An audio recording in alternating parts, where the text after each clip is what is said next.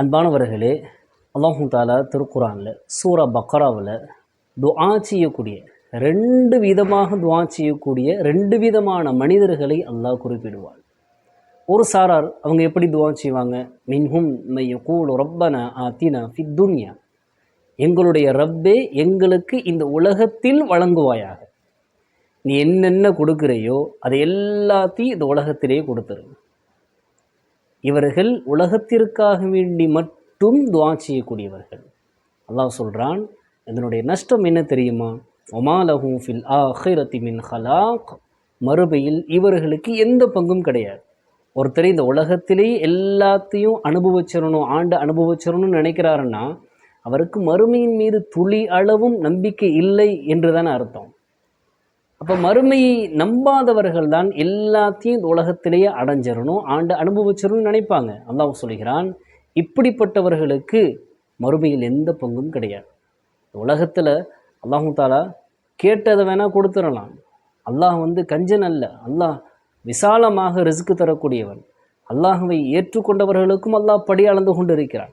அல்லாஹுவை மறுத்தவர்களுக்கும், அல்லாஹுவே இல்லை என்று சொல்லக்கூடியவர்களுக்கும் அல்லாஹ் இந்த உலகத்தில் அவர்களுக்கான ரிஸ்க் அல்லாஹ் கொடுத்துட்டு தான் இருக்கான்.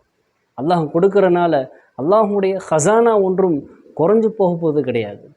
அல்லாஹு தாலா எல்லா நபர்களுக்கும் ரிஸ்க்கு கொடுக்குறான். அல்லாஹ் இந்த உலகத்தில் அவங்க கேட்டது கொடுக்கறது என்னமோ, அந்த கேட்டதை கொடுக்கறது என்பது அல்லாஹுக்கு முடியாத காரியம் அல்ல. அல்லாஹ் கொடுத்துருவான். ஆனால் அல்லாஹ் கொடுத்தது எத்தனை நாளைக்கு நிரந்தரமாக இருக்கும்? என்றாவது ஒரு நாள் அது அழிஞ்சு போயிருமா இல்லையா? அல்லாஹ் சொல்கிறான், இப்படி உலகத்திற்காக வேண்டி மட்டும் துஆ செய்யக்கூடியவர்கள் ஒரு வகையினர். இவர்களுக்கு நாளை அழியா மறுமையில் அவர்களுக்கு எந்த பங்கும் கிடையாதுன்னு சொல்கிறான்.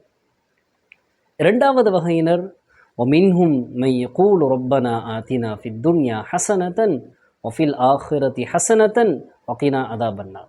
நாம் அதிகமாக ஓதக்கூடிய துவா. ரசூலுல்லாஹி ஸல்லல்லாஹு அலைஹி வஸல்லம் அவர்கள் அதிகமாக கேட்ட துவாக்கல்ல ஒன்று இது.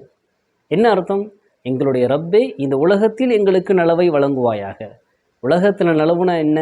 உடல் ஆரோக்கியம், விசாலமான பொருளாதாரம், கடலில் இல்லாத வாழ்க்கை, என்னென்ன உலகத்தில் நல்ல விஷயங்கள் இருக்கிறதோ எல்லாம் ஹசனத்தன் என்கிற வார்த்தைக்குள்ளாக வந்துடும்.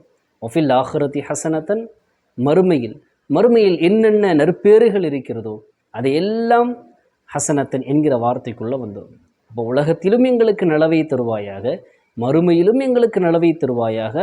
அதோடு வக்கீனா அதாபன்னார், நரகத்தை விட்டும் எங்களை பாதுகாப்பாயாக.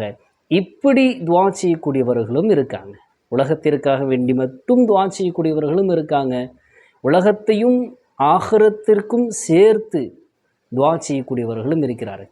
அல்லாஹு தாலா இதை எங்கே சொல்லிக்கிட்டு வர்றான் அப்படின்னு பார்த்தா, ஹஜ்ஜினுடைய கடமைகளை பற்றி சொல்லி கொண்டு வரும் பொழுது அல்லாஹ் இந்த வசனத்தை சொல்கிறான். இதை சொல்கிறான், ஃபைதா கதைத்தும் மனாசிக்கும் ஃபத்குருல்லாஹ கதிக்ரிக்கும், நீங்கள் ஹஜ்ஜினுடைய கடமைகளை முடித்து விட்டால் அல்லாஹுவை அதிகமாக நினைவு கூறுங்கள், அல்லாஹ்விடத்தில் அதிகமாக துஆ செய்யுங்கள். அல்லாஹ் என்ன சொல்ல வர்றான்னா, ஒரு புனிதமான கடமையை முடிச்சிருக்கீங்க, அல்லாஹ்விடத்தில் அதிகமாக துஆ செய்ய வேண்டியது இருக்குது. அந்த நேரத்தில் நீங்கள் துன்யாவை மட்டும் கேட்டு நீங்கள் நாளை மறுமையில் நஷ்டவாளிகளாக ஆயிராதீங்க. உலகத்திற்காக வேண்டியும் துஆ செய்யுங்க, அழியாத ஆகிரத்துக்காக வேண்டியும் துஆ செய்யுங்க. அல்லாஹு தாலா இதைத்தான் அந்த வசனத்தின் மூலமாக நமக்கு உணர்த்துகிறான். அல்லாஹ் விளங்கி அமல் செய்கிற பாக்கியத்தை நம் அனைவருக்கும் தருவானாக.